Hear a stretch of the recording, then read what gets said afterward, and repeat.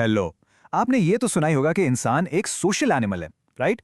पर इसका असली मतलब क्या है? सीरियसली कभी सोचा है? ये कोई सिर्फ कहने की बात नहीं है, ये हमारी, आपकी और मेरी जिंदगी की सच्चाई है। सोशल साइकोलॉजी बस यही साइंस है जो पर्दा उठाती है इस बात से कि कैसे हमारे आसपास के लोग, हमारे दोस्त, परिवार, पूरा समाज हमारे सोचने के, फील करने के और यहां तक कि बिहेव करने के तरीके को शेप करते हैं। तो चलिए इस एक्सप्लेनर में इसी फैसिनेटिंग दुनिया में डाइव करते हैं। तो मैं आपसे सीधा ये सवाल पूछता हूं, आप एक सोशल एनिमल आखिर हैं क्यों? ऐसा क्या है जो हमें दूसरों से जोड़ता है?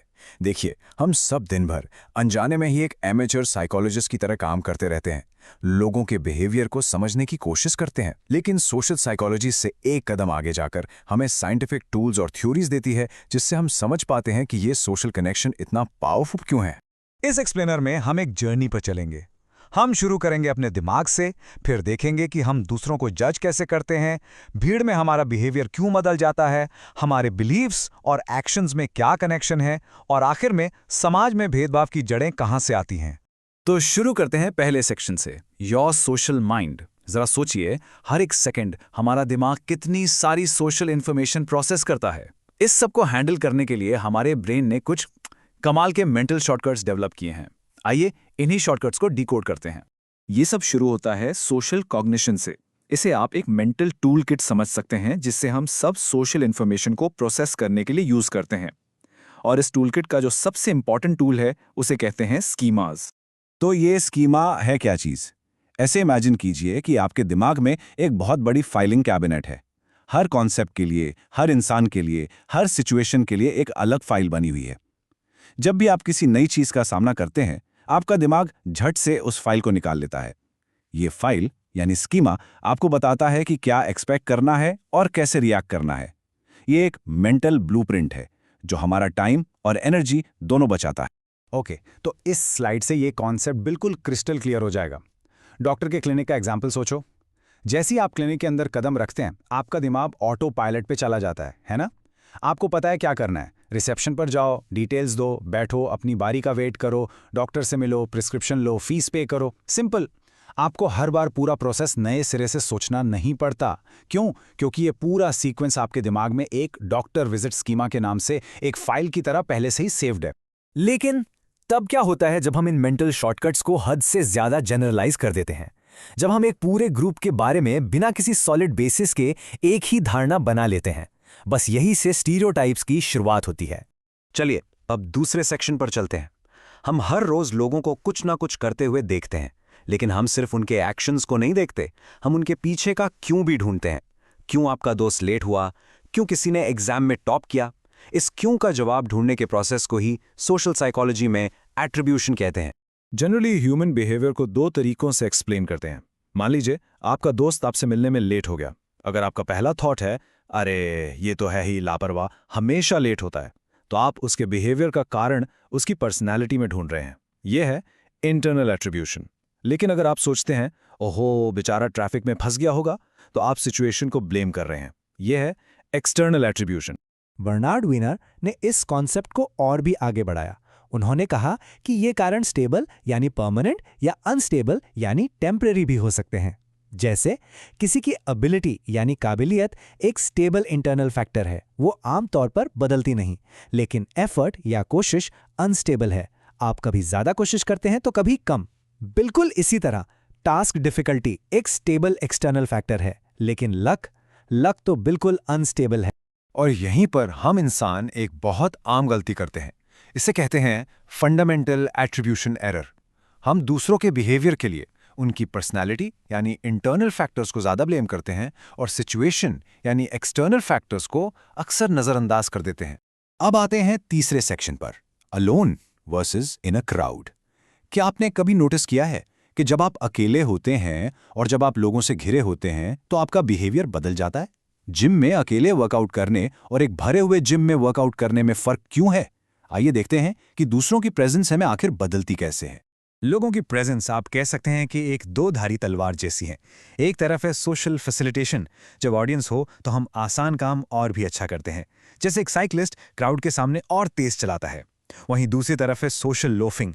जब हम ग्रुप में काम करते हैं तो हम थोड़ा सुस्त हो जाते हैं। सोच के देखिए, टग ऑफ वॉर में हर कोई उतनी मेहनत नहीं करता जितनी अकेले करता, क्योंकि सबको लगता है कि बाकी लोग तो हैं ही।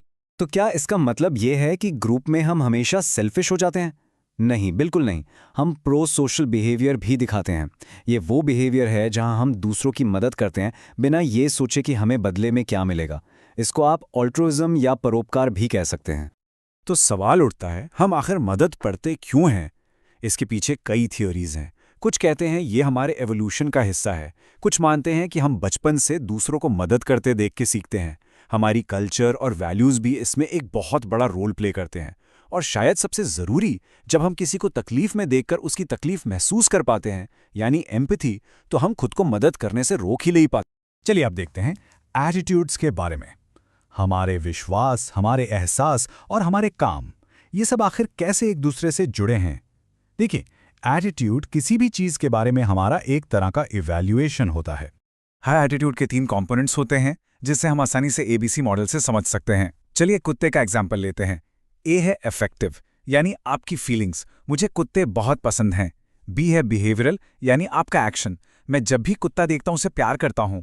और सी है कॉग्निटिव, यानी आपके थॉट्स या बिलीव्स, मेरा मानना है कि कुत्ते वफादार होते हैं। अब एक बहुत इंटरेस्टिंग कॉन्सेप्ट देखते हैं, हेडर की बैलेंस थ्योरी। ये थ्योरी कहती है कि हम अपने सोशल रिलेशनशिप्स में बैलेंस पसंद करते हैं। हमें कंसिस्टेंसी चाहिए। इस ट्रायंगल को देखिए।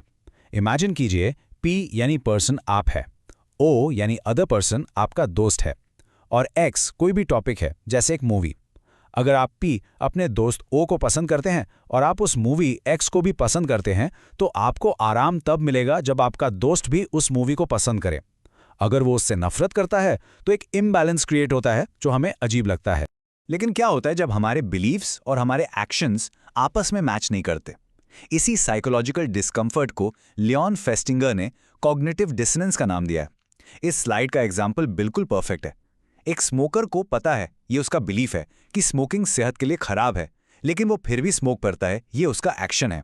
ये जो कॉन्फ्लिक्ट है, ये उसके दिमाग में एक टेंशन पैदा करता है जिसे वो हर हाल में कम करने की कोशिश करेगा। और अब हम आते हैं अपने आखिरी और शायद सबसे जरूरी सेक्शन पर। हमने अब तक जितने भी मेंटल प्रोसेसेस समझे हैं, जैसे स्कीमास, एट्रीब्यूशंस, एटीट्यूड्स, अब हम देखेंगे कि यही प्रोसेसेस कैसे समाज की एक बहुत बड़ी समस्या यानी प्रेजुडिस और भेदभाव को जन्म दे सकते हैं। सबसे पहले आता है स्टीरियोटाइप। ये एक कॉग्निटिव चीज़ है, एक ओवर जनरलाइज्ड स्कीमा या बिलीफ जो हम किसी पूरे ग्रुप के बारे में बना लेते हैं। ये एक मेंटल पिक्चर है, बस एक सोच। इसके बाद आता है प्रेजुडिस। ये अफेक्टिव यानी फीलिंग कंपोनेंट है। जब वो स्टेरियोटाइप, वो सोच एक नेगेटिव एटीट्यूड में बदल जाती है, उसे प्रेजुडिस कहते हैं, और ये बिना किसी एक्सपीरियंस के बन जाता है। और इस कहानी का आखिरी हिस्सा है डिस्क्रिमिनेशन। ये है बिहेवियरल कंपोनेंट। जब आपका नेगेटिव बिलीफ यानी स्टेरियोटाइप और नेगेटिव फीलिंग यानी प्रेजुडिस आपको किसी के खिलाफ एक्शन लेने पर मजबूर कर दे, जैसे उसे नौकरी ना देना या उससे बुरा बर्ताव करना, तो वो डिस्क्रिमिनेशन बन जाता है। तो याद रखिए, स्टेरियोटाइप सोच, प्रेजुडिस फीलिंग और डिस्क्रिमिनेशन एक्शन। तो इतनी बड़ी समस्या का समाधान क्या है? क्या इसका कोई इलाज है?